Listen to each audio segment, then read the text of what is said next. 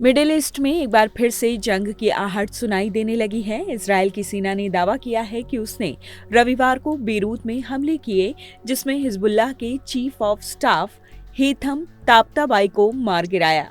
Lebanon ने हमले की पुष्टि तो की, लेकिन हिजबुल्लाह ने इजरायली सेना के दावे पर प्रतिक्रिया नहीं दी है। चलिए जानते हैं कौन है हेथम ताब्ताबाई, जिसके सिर पर अमेरिका ने $50 लाख का इनाम रखा था।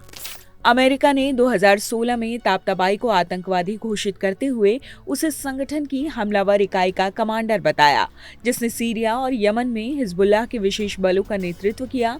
अमेरिका ने उसके बारे में जानकारी देने वालों को $50 लाख का इनाम देने की घोषणा की। उसे हिजबुल्लाह का सबसे खूंखार कमांडर माना जाता है।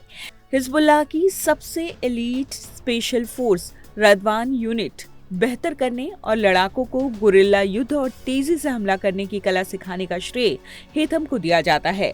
आपको बता दें कि इजरायल पर हमला करने और सीमा पार जाकर हमला करने के लिए हिजबुल्लाह की रदवान यूनिट ही जिम्मेदार होती है।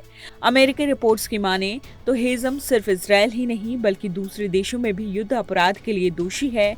उसके ऊपर सीरिया में हिजबुल्लाह की विशेष सैन्य गतिविधियों को अंजाम देने और यमन में हूती विद्रोहियों को समर्थन देने और उनके लड़ाकों को प्रशिक्षण देने का आरोप है। हिजबुल्लाह के लिए आखिर हेथम ताब्ताबाई जरूरी क्यों है? दरअसल पिछले साल इजरायली हमलों में हिजबुल्लाह प्रमुख नसरल्लाह की मौत हो गई, जिसके बाद से इजरायली सेना ने हिजबुल्लाह की कमर तोड़ दी। नसरल्लाह के बाद हिजबुल्लाह का सैन्य अधिकारी इब्राहिम अकील भी मारा गया। हेथम को उसी के उत्तराधिकारी के तौर पर देखा जाता है। हेथम लेबनान में फिर से हिजबुल्लाह की सैन्य संरचना को सिरे से खड़ा करने की कोशिश में था।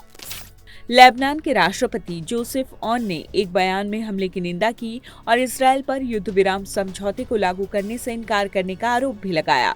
यह हमला इजरायल हिजबुल्लाह युद्ध के खत्म होने के लगभग 1 साल बाद किया गया, जिससे व्यापक संघर्ष होने की एक बार फिर से आशंका है।